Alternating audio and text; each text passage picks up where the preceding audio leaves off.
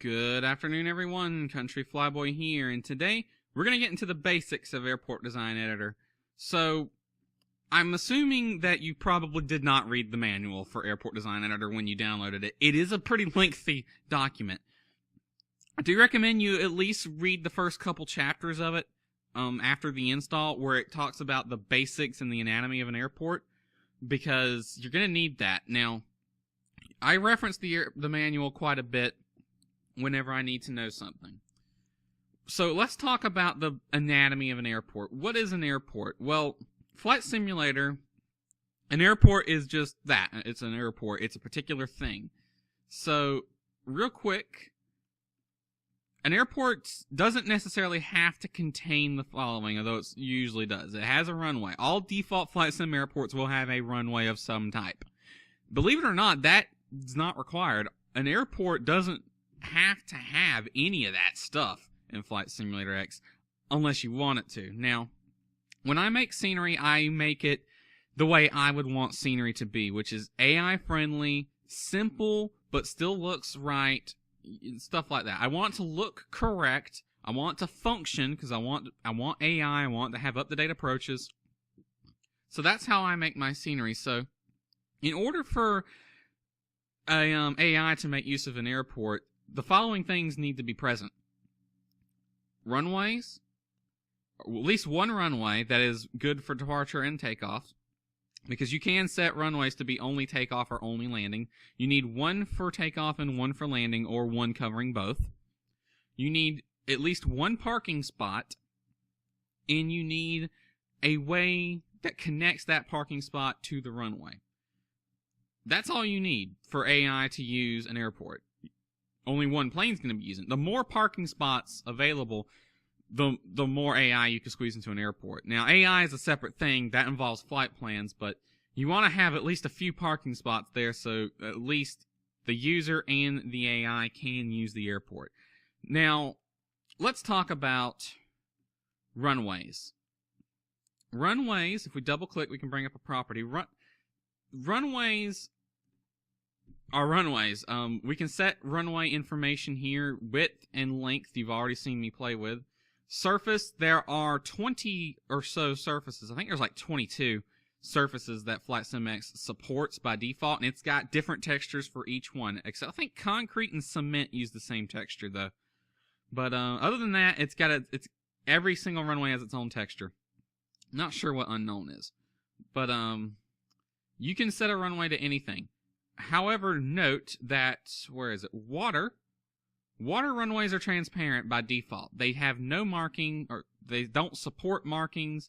They don't have anything that indicates they could be a water runway. A water runway simply means there is adequate room for a seaplane to make a takeoff. So, runways have a primary end and they have a secondary end. You can select the primary end number here. You can see it's runway 6. Oops. And if we look at the AFD, runway 6. There we go. So we've selected runway 6 as our primary. And it automatically selects the secondary end for you. That way you can't have a runway 5 and a runway 45. Because it doesn't work that way. You can select the primary end. Now, the primary end just designates that this is the main end of the runway. Fun little side note here, if the winds are calm, AI are going to select the primary runway for takeoff. That's just a thing that you might want to know. Pattern, you can decide the traffic pattern for that particular runway. Both the primary end and the secondary end can have a different pattern. In this case, we see both primary and secondary are good for takeoff and landing. Again, you can select it so that one side is good for takeoff and one side is good for landing. So if we wanted runway 6 to be the takeoff runway, but 24 to be the landing runway, we'd note the secondary is 24. We would make the primary no on landings and the secondary no on takeoffs, and now runway 6 would be used for takeoffs and 24 would be used for landings. We can also select the pattern direction for this particular runway, if it's a left pattern or a right pattern.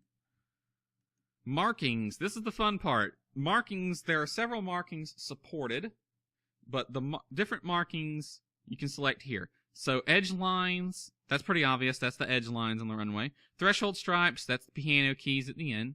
Fixed distance. Now, I get fixed distance and touchdown mixed up sometimes, but I believe fixed distance is the 1,000 foot marking, and touchdown is the 500 foot marking from the threshold. So fixed distance is 1,000 feet from the threshold, and touchdown is the 500 foot mark from the threshold.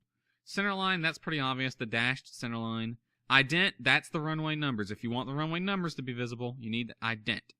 Precision will add the 2,000 and 3,000 foot increment markings, like the 2,500 foot mark, 2,000 foot mark, 3,000 foot mark, all that other stuff. Everything in any of the distance markings after the 1,000 footers are considered precision markings. Edge pavement will add a little bit of pavement to the side of the runway. Not a lot, in fact, it's barely visible. Single end, this is a neat one. In fact, I'll show you what that does. Single end will designate that only the primary runway will have markings. So by checking single end, it doesn't show it here, but by checking single end, that designates that all these markings that I've selected will only show up on runway 6, not on 24. So that's good if you want to make a one-way in, one-way out airport. Primary and secondary closed. This will draw an X. Let's bring up this closed runway over here since we have it. This will draw an X on both sides of the runway. Not halfway up it, but where the numbers would be, that's where it puts the X. In fact, I think if we add the numbers to it, it actually, no, I don't think it does. That's how, that just adds the marking for closed runway. That doesn't actually close the runway. If you want this to be an actual closed runway, you need to go to pattern and select no on all of this.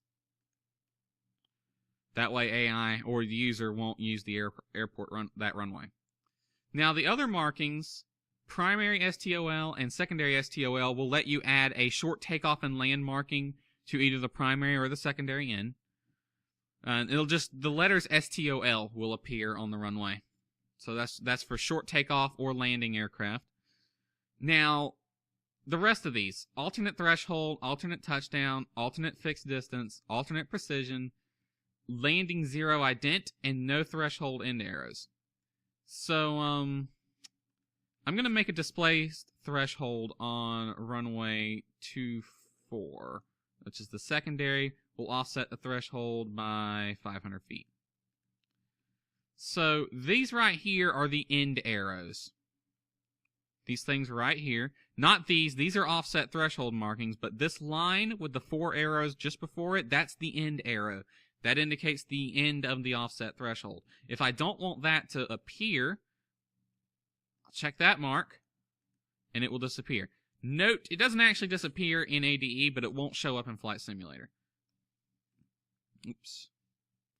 Now, the alternate markings here, leading zero ident will add a 0 to the runway if it's a single-digit number. See, like, instead of runway 6, it becomes runway 06. If you want it to have a 0 before the 6 on single-digit runways, that's what you would click there. Now, the alternate markings, these are for non-US airports.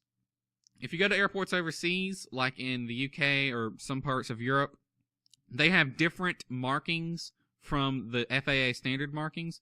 FSX always draws FAA standard markings and uses FAA standards for things. If you want the alternate markings like they appear in Europe and other places, these are the boxes you need to check. So you need to have, say if I want the let's have the alternate touchdown mark, I would need to select the touchdown mark and have the alternate touchdown mark selected. And that will draw the alternate touchdown mark. Again, doesn't appear in ADE, but it does appear in FSX. Alright. Now, as for what markings a runway has, you really just have to look at the satellite image to determine that, because that info is not in the ADE, the AFD. Lights. These are the default edge lights that appear. You can select if you want them to be low, medium, or high intensity, or none at all. You can select centerline lights of different intensities. You can also make center red lights. So if I have high intensity centerline lights, you can see, and it draws the position of the lights on ADE. So here's the edge lights in 200-foot intervals. Here is the centerline lights in 50-foot intervals. And the last 3,000 feet of the runway has red centerline lights. And you can see, whenever you make changes, it's making the appropriate lighting changes as well. As you can see, it's added displaced threshold lights, which are split lights that have the white runway light on one side, red on the other. Before I forget, I'm going to go ahead and get rid of that offset threshold since it's not there. We don't need it. And you can see it draws end lights automatically. Okay, there were no centerline lights on this airport. As for the approach lights, let's use the secondary. You can select the approach light type, and you can see all the supported approach lights. Most common is Mauser, and we'll give it... Most common is an A5 Mauser, which is a Mauser with 5 strobes. You can also select if it has touchdown zone lighting, if it has runway end identifier lights, and end lights. And those lights are as follows. So here is, you can see the approach lights have been drawn now. That's a Mauser. There's the 5 strobes leading up to it. There's the end lights, which is a row of green lights that appeared before the runway end lights. There's 2 different types of end lights. You got your actual runway end lights, that I refer to them as runway end lights, and they're split lights where it's red on one side and green on the other. You also have the approach lighting end lights, which is a row of green lights at the beginning of the runway. If we, let's see, back to second, oh, we're on the wrong thing. Secondary, if we turn off end lights, yes, it gets rid of that row of green lights. You don't always need it. Runway end identifier lights, those are the flashing strobes that appear at the runway edge.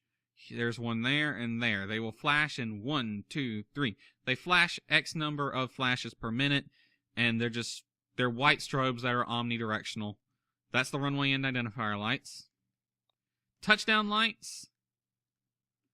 You can see here, the touchdown zone has lighting. Those are the lights that appear in pavement, between the center line and the edge of the runway. 3 per side, all the way up for the first 3,000 foot of the runway. Those are the touchdown zone lights. And same for the primary end. Now, this next tab, you can see primary and secondary. What could that possibly be? These are other things for the runway. So, obviously, we can select a VASI, and there's several different types of VASIs supported by Flight Sim. Unless you visit different airports that have them, you may not even be familiar with the different type of VASIs there are. But there's VASIs 2 lights 1 bar, VASI 3 lights 1 bar, VASI 2 lights 2 bar, 3 lights 2 bar, 2 lights 3 bar, 3 lights 3 bar, PAPI. A PAPI 2 is a 2 light PAPI. There's a 4 light PAPI. There's a tricolor VASI, a pulsating VASI, a T VASI, which I've never seen before, a ball VASI, and an APAP VASI. So there's a lot of VASIs supported, and you can select if you want them on the right or the left side of the runway. So this information here is info about the VASI. So edge is how far off of the runway is the VASI. We have it 20 feet here. T hold is how far up from the threshold is the VASI. It's 750 feet up from the threshold in this case. Spacing is not quite sure. That always defaults to 300 and I never change it. Not quite sure what the spacing does. The pitch is the glide slope angle for that VASI. So real quick, we're talking about the primary of this runway here. And if we look here on the AFD, it says PAPI is a P4L, so it's a 4-bar PAPI. The glide slope is 3 degrees with a threshold crossing height of 41 feet. That refers to the PAPI's glide slope, not the ILS if there is one. So as we can see here, we need to change the glide slope to 3 degrees. Now, it will default to a 3-degree glide slope. You can change it. So let's change that to 3.0. So that's the PAPI. You also have blast pad.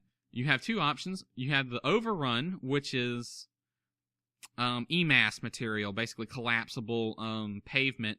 It doesn't work. It doesn't actually simulate collapsible pavement. It basically just draws extra pavement past the runway threshold. But in real life, that would be your EMAS collapsible pavement. Blast pad, let me do it on the secondary real quick. Blast pad is that. That's that bit of the runway with the yellow chevrons that you're not supposed to take off or land on because it's not safe for takeoff and landing. Now, Overrun, as far as Flight Sim is concerned, Overrun's the exact same thing. It just doesn't have the yellow chevrons.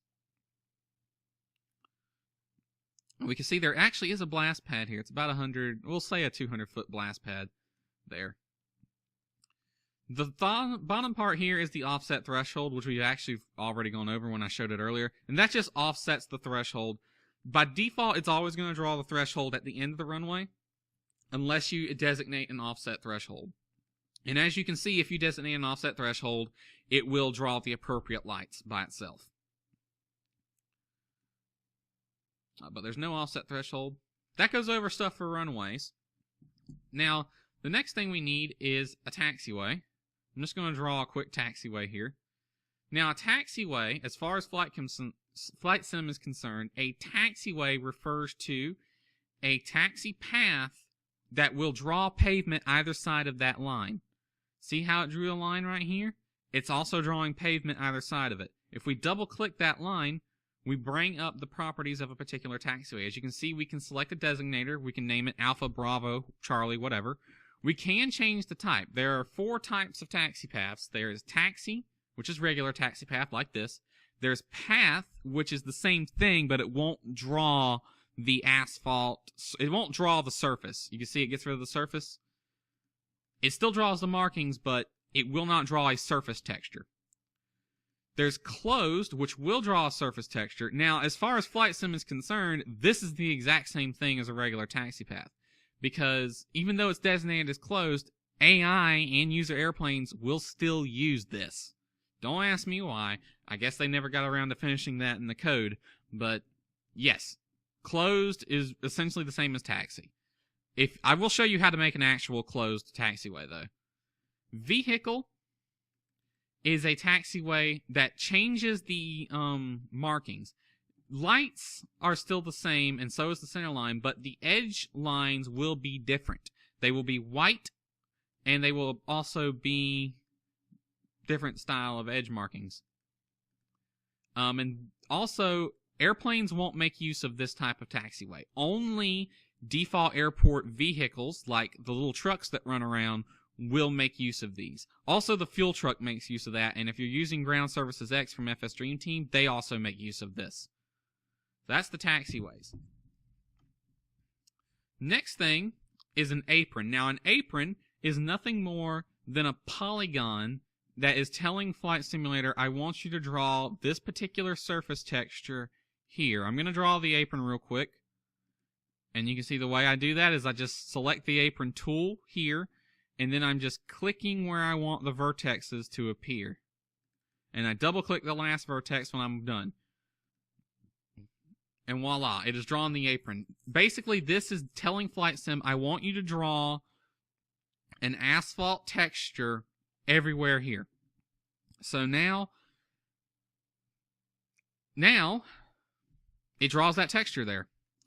So the way this would work is you would have a taxiway going alongside, you'd put an apron there, and then you would bring the taxi paths to go into the apron. There's no sense in having a taxiway go in here because it's already going to be drawing this surface because the apron's there. So you can use taxi paths to just get the markings.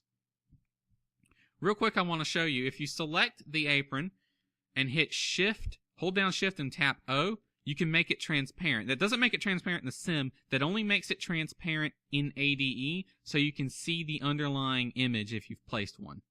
I'm going to delete the apron. Actually, we double-click the apron, we can bring up its properties, and the only thing you can really change is the surface. Again, lots of different surfaces, like 22 surfaces supported by Flight Sim by default. The next thing we need is a parking spot.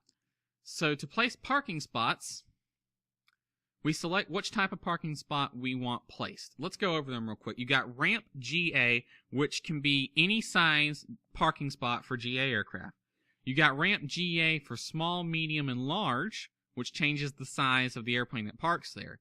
You got ramp cargo, which is for civilian cargo airplanes, cargo airliners, UPS, FedEx, DHL. You got ramp military cargo, which is for military cargo airplanes. Ramp military combat, which is for fighters, other military planes. You got different sizes of gates. Those are the passenger gates at terminals. And these are the ones that will let you select a jetway to appear. And you got different sizes, small, medium, and heavy. Dock GA, you never see this anywhere, but Dock GA is for seaplane bases and designates there is a dock at this area that a seaplane can tie down to. Fuel is wherever you want there to be a fuel parking spot, and that lets you add a fuel trigger so that if you park the plane there, it refills your tanks. Vehicle is for the fuel truck, basically. The default fuel truck will park at the vehicle parking spot, and if you're using GSX, GSX will always direct vehicles to and from the vehicle parking spot, the closest one to the user airplane. So I'm going to add a small GA ramp here, here, and here. So parking spots default as spawn points, obviously. AI will park here. You got properties. You can change their name, north, northeast, east, southeast. That lets you designate different ramps. And you can select a type as a GA ramp, but name it a gate if you want. In fact, that's a useful trick. If you don't want FlightSimX to draw the default vehicles like the pushback truck and the luggage loader and baggage cart, that it draws by gates. It will draw them if you select a gate. But if you select a GA parking spot and name it a gate, it won't draw those. You can number it. You can set its radius.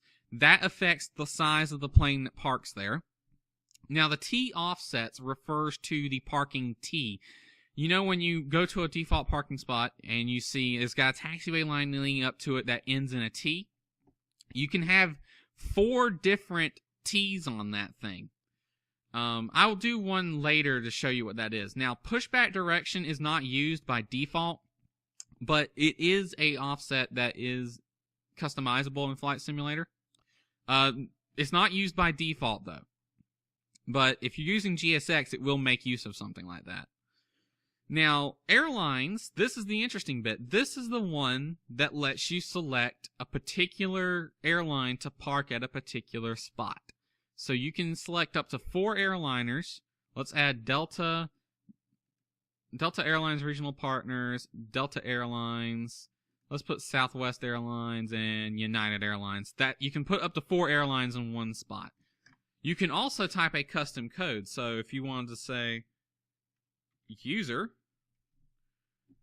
if the end user has set their aircraft code in the aircraft CFG file to be user, it'll direct them to that spot. That's also a good way to have a custom parking spot that you don't want AI planes parking in. You only want it available for the user. And that is the parking spot info. Let me delete that. We don't need this one. Now, there's one other thing we want to go over, and that is this runway link. Runways have to have this. That is a runway link. This does 2 things. One, it designates that this is where the runway is. And number 2, it designates that this runway can also be used as a taxiway. So if you want airplanes to backtrack along a particular runway, let's say this taxiway wasn't here, what you would have to do is put this runway link there and have a taxiway link leading into it. And now user and AI planes can actually go here, backtrack, turn around, take off from this end. Versus if this was not there, if it was like this, they would take off from right here and they have this whole 2,000-foot gap they're not using. Also, yeah, that's basically what it does.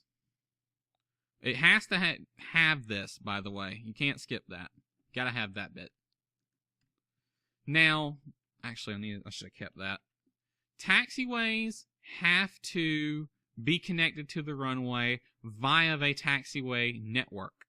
This is a basic taxiway network here. We have a node that leads from a parking spot on the taxiway network. Well, those two bits aren't connected for some reason. Hold on, I'll fix that. To the runway. So now both the user and the AI plane has a way of getting from the parking spot to the runway. Why is it not connected down there?